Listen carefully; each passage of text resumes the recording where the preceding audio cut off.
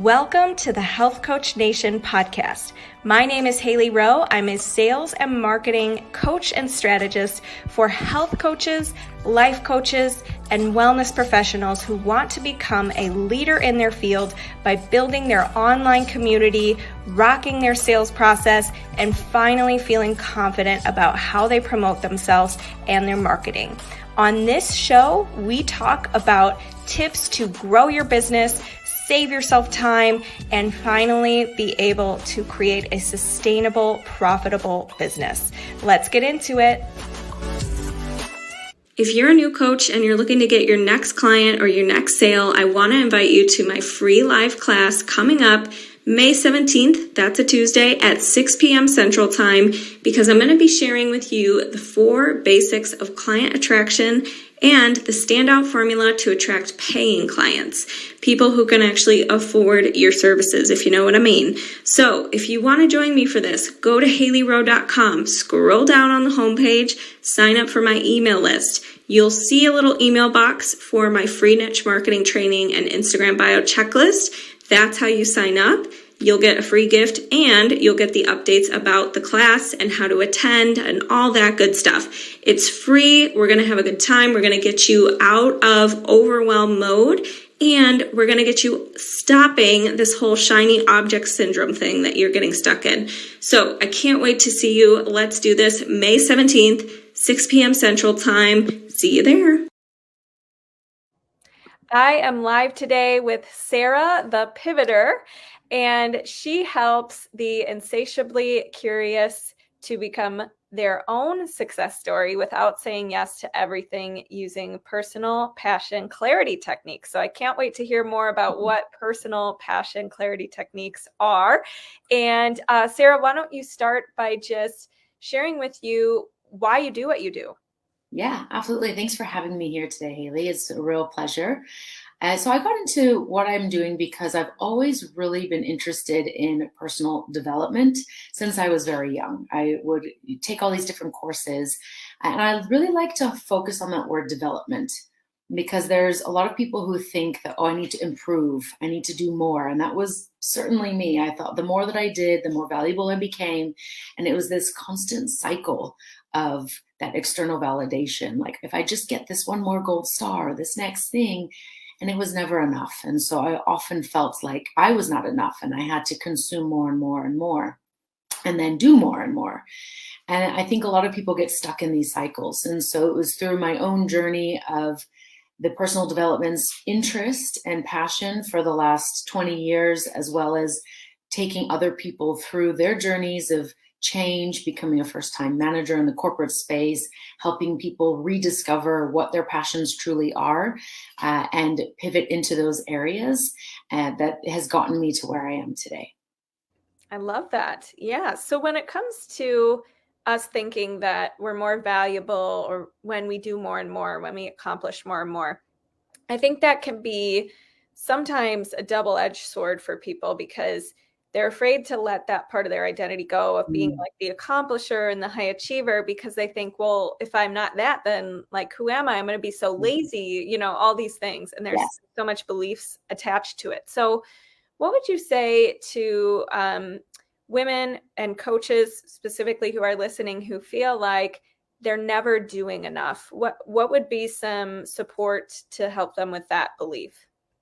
This is a great question. And I actually just covered this with my clients yesterday, and we talked about the grieving process for who we used to be. And I love that you use the word programming and beliefs because we really are programmed from our parents, from society, from school. Our school system supports the industry, right? And we're still operating on very outdated models at the moment. And so it's this idea that we have to perform, we have to do something in order to get something. We're inherently not good enough as we are. And that's why I don't like the word personal improvement. There's nothing to improve. There's only things to develop, right? Because we're born as this blank slate, and then we get these layers of conditioning and programming and beliefs put onto us from everything in our environment, and they become systemic. So it's just a reminder that as you're going through change it's going to feel a little bit uncomfortable sometimes because it's like going to the gym, right? The first time you go, you do some push-ups. The next day, your arms are really sore. You can't put your hair in a ponytail. I don't really have that problem anymore, but it still hurts to shampoo. And then, the third day, fourth day, fifth day, all of a sudden you can do a few more and it doesn't hurt so bad, right? So it becomes easier the more you practice. So we really just want to remember consistency is key. The more practice we do, the more progress we can make. And progress is the true measure of success. And just remember to be kind to yourself. You might have been operating 20, 30, 40, 50 years with these beliefs, with this programming. So listening to a 30-minute podcast or taking a workshop over a weekend is wonderful, but you won't get results immediately after that. You will need to do those things to set up your environment so you can get that energy consistently, so that as you change and evolve, you then have the space to become that new version of yourself. So it's important to honor who you used to be and remember that that served you. At some point in your life, those behaviors, that doing, it got you what you needed at the time or what you thought you needed. And it's also gotten you here. And so we want to honor that and take back what we think we really want from that previous version of ourselves. What about the old version do we want to keep? And what about the old version are we going to miss? The more we can clarify and name those things, the easier it becomes to process that grief, that emotion, and let it go so that we can be who we are now. Yeah, totally. I think you brought up a couple really good points. One is like the way I like to see it when you say, look at the old beliefs and decide which ones you want to keep and which ones you want to get rid of. I like to think of it as like, put out all of your thoughts about yourself on paper, like clean out your closet or clean out your brain, and then decide which ones you want to put back in your closet and your brain. And you get to decide at any time what you want to believe. And that's one of the coolest things about being a human. But I think a lot of people think that's outside of their control, or it's just a part of their identity, or it's just who I am. And they think it's totally fact, and they can't even like see a option to believe that that's an opinion they formed about themselves and looked for evidence for to prove. Yes. We all have confirmation bias. Yeah. So like, it's really hard for somebody, like, for example, I work with a lot of type A's and like perfectionists, and they'll just be like, but I just am the kind of person who needs to have a step-by-step, or I'm just the kind of person who needs like da. And I'm like, okay, yes, there's something under that. Yeah, but you have to understand that's like a opinion you formed about yourself and you've just like buckled down to. So can you, like, when somebody puts it out on paper and they're like, how the heck am I supposed to start trying on a new belief, like you said, where you're just doing a couple reps, you're practicing it intentionally, you're trying to be consistent with it. Any tips for when people are just like, I don't believe this new belief I want to have about myself? Yes, absolutely. So this is a great thing because, as you said, we get the choice to choose how we think and feel. And how we think and feel will alter our behavior patterns, our actions, and therefore our beliefs. And so when I was going to school, when I was very young, Pluto was a planet. Pluto is no longer a planet. It's classified as, I think, a meteorite or an asteroid or something now. And so all the things I learned in school about the solar system having 9 planets, and there's probably way more, but that's what we learned about. Now all of a sudden it's 8 with this thing on the end, and there's all these other things that are now being taught. So if I was being stubborn, clinging onto that belief, like, no, there's 9 planets. And that's just who I am. There's 9 planets in my world, right? Well, I can do that. I can choose to do that, but I'm also going to suffer because that's not what is the narrative right now. I mean, science, all these things, when new stuff comes in, of course, that there's that resistance because we don't know it yet. We don't trust it. And so therefore, we face the same things with ourselves, with these beliefs. So a few things that I like to do is I like to write out what those beliefs are as if I've already gotten them. So not I will be more calm or I will be successful, but I am. I am is a very powerful statement. When we speak, we're creating sound. Sound is vibration. And so you're literally creating this energy for yourself. And so we're visualizing that we already have the result because we need to act from that space of already having the result. We need to be the person who does the things to get there. I'll give you an example. Someone who's training for the Olympics, they see themselves on that podium. They see themselves getting gold. And therefore, every action they take is directed towards being on that podium. So when things come into their sphere that might derail them, for example, going to a party and drinking when they have training the next day and the Olympics is next week, they will have no qualms about saying no because it does not align with where they want to go. So the more clarity we have on our desires and the more we can act as if we already have them, means that we will visualize and will create the scenarios that we need. So when you say, I am successful, you're operating from a frame of reference that you already have the success. And that is the starting point. When you say, I am calm, you're literally telling your body that it's okay to be calm. And so you may not believe it at first, but when you what I recommend is you stand up. And have you heard of power poses? I have. Tony Robbins. Yes. So anyone who doesn't know power poses, look up Tony Robbins, look up Amy Cuddy. She did a fascinating study on the effects of power poses and how literally just standing in a power pose for 2 minutes can impact whether or not somebody wants to hire you or not, and how much your hormonal levels change. So get in a power pose, have your feet beneath you, roll those shoulders back, right? We're taking up space here, and say these statements. If you have a mirror accessible, look yourself in the eye while you say them. It is very powerful. And just repeat these every single day with conviction. And in the beginning, you might feel silly and you might notice you can't really make your own eye contact. If you can't make your own eye contact, how can you possibly hold somebody else's and get them to believe you, right? So we're going to repeat this consistently every single day. And if you like swearing, it's very powerful as well. So you can insert the F word. I don't know if you allow that on your podcast. Oh, yeah. I mean, normally no, but it's hit or miss. Yeah. So what I do is I just say, you're Sarah the MF pivoter, and you effing got this. And I'll say that to myself. And I feel so powerful after that. And I usually smile because it's kind of like, ooh, like I'm a little kid getting away with something. And I did that repeatedly for a couple of months. And I do it now, actually, anytime I'm feeling a little bit like meh, before I get on a live or before I get on with my clients, before I do any Instagram live, anything like that, I'll do that. And I will just instantly change my energy and I get into that space. So it really is the consistency of practicing these I am statements and then just remembering that it is something that you get to try on. With your clothes, you might have a way that you dress for work. You also have a way that you dress to go to the gym, right? So how do you want to feel? When you can identify how you want to feel, you can pick the clothes that will make you feel that way, right? If it's a gray day outside, I often pick a very bright color because I want to boost my mood. I don't pick the black thing that I might wear most days.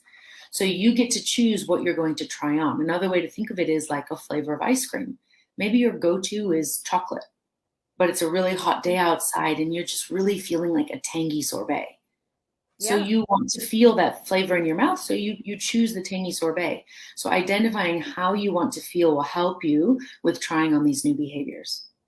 Yeah, I love that. And I love the way that you treat it as trying something on, like experimenting, because I think a lot of times too, the personal development world can get really like I'm going to just like hustle through and believe this new belief about me. I am blank. And you're like in the back of your mind, you're like, I don't really believe that yet. Or I don't like this belief fully. Like, or you think you have to get married to the idea of it like right now. But if you treat it like with curiosity and a little bit of experimentation and like, what do I want to believe today? What do I want to try on? Like, let's have fun with this. I think it's going to be a much more sustainable journey than if you're like, okay, I gotta believe this. It's New Year's resolution. Like, you know what I mean?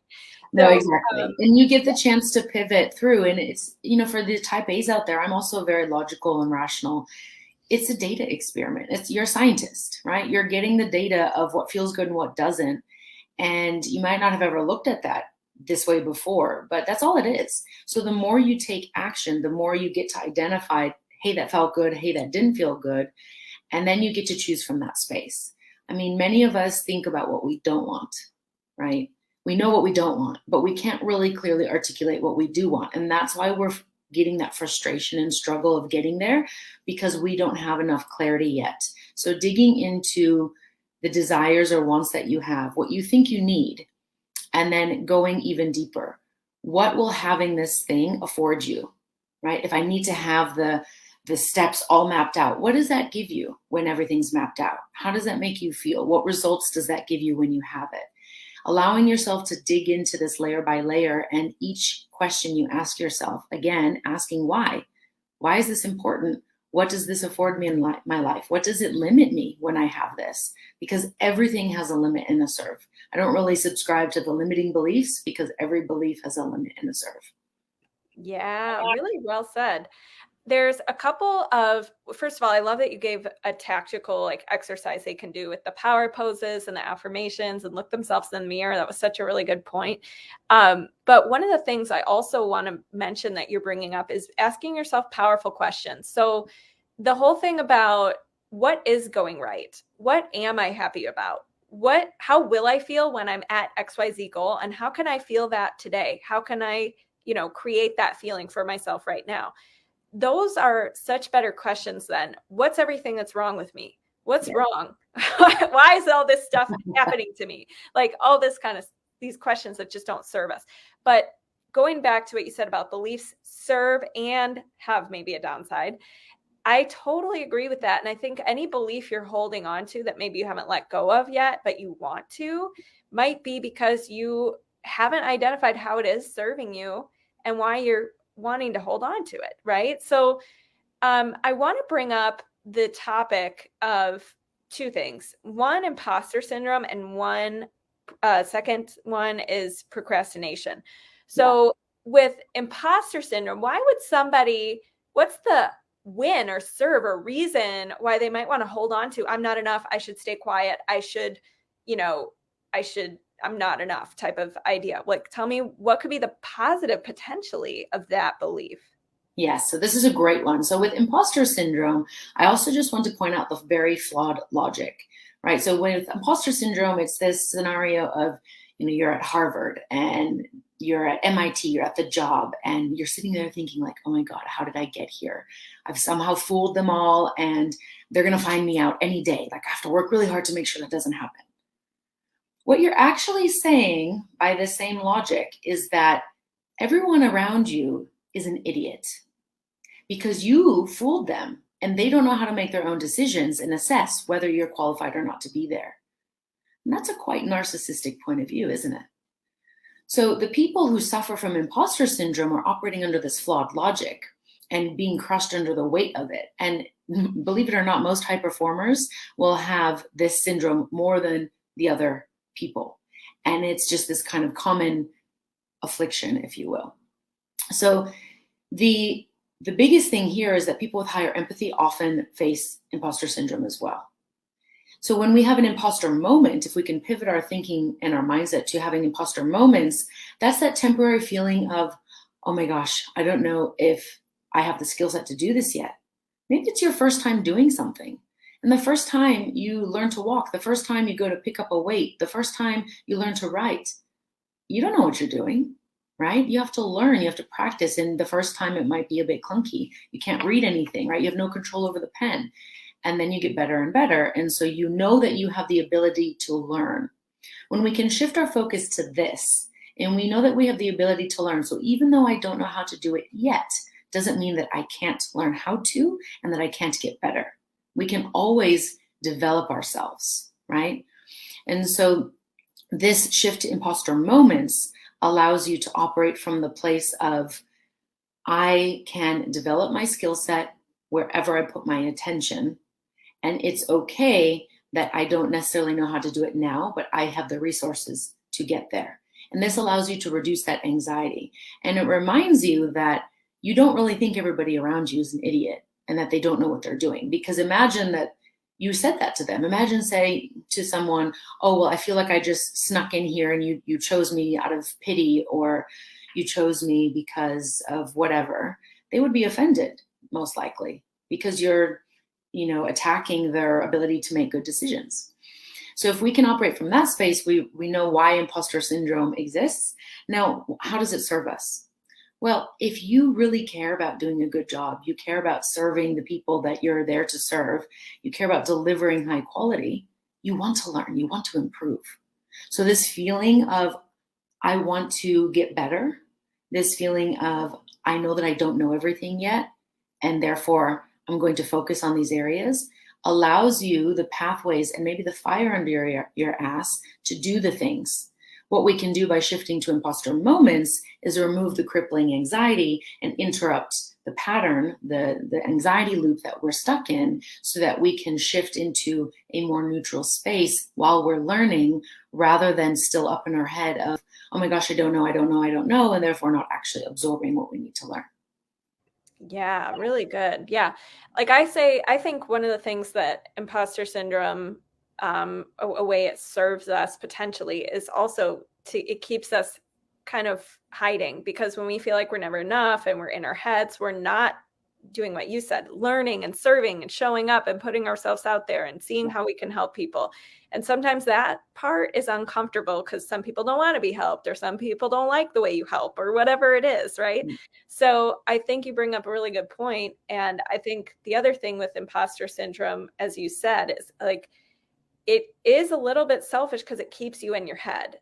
Yeah. It keeps you in your own mind and like thinking other people, thinking judgments about other people, instead of being like, I'm just here to serve. I don't need approval. I am enough as it is. Like, let's do this. So the other question I wanted to ask you though is about procrastination. So with procrastination, why do we do that? And how do we start to change that about ourselves? Yes. So I want to tie this back to what you just said about imposter syndrome as well, about the judgments we hold of other people.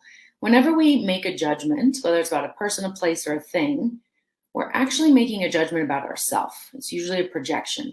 So if we're having imposter syndrome, it's also an indication that you don't trust yourself, because you're then projecting that other people don't know how to make these decisions and you fooled them. So you might be in a pattern of fooling yourself and not trusting yourself. This is also why we procrastinate. We don't trust ourselves to make the right decisions. And so therefore we hold ourselves back and we abdicate responsibility to other people. That might be our parents, that might be our best friends, our partners, our coaches. A lot of times we just want it done for us, right? Like, give me the pill, let me feel better right now. And so it's more about learning to trust yourself so that you don't procrastinate. How do we learn to trust ourselves? Start making more decisions. Now, every time you make a decision, you're going to feel a feeling. And then you're going to decide, was that a feeling that you like or dislike? And then you get a choice of, do you do the thing again because it felt great? Do you do the thing again because you're not sure if you liked it and you just need to test, right? Sometimes we do that a few times. Or was it completely out of alignment, totally wrong, and you very clearly can now put that on the side? The more actions you take, the more data you get again, right? So where can you make small decisions? Let's even just back away from business. Let's just talk about in your personal life. Instead of saying, oh, I don't care what we eat for dinner, and letting everybody else choose, let your voice be heard. Say, I would like to have Thai food tonight. What's the worst that's going to happen? They say they don't want to have Thai food. Okay, maybe you order DoorDash of pizza and I order DoorDash of Thai food. There we go, right? We have solutions to a lot of these things. And if you articulate what you truly want, then you can start to, for yourself as well, get that clarity, right? The mirror's getting cleaned off. Then you can take more aligned action. Sometimes procrastination is simply a result and a symptom of the actions not being aligned.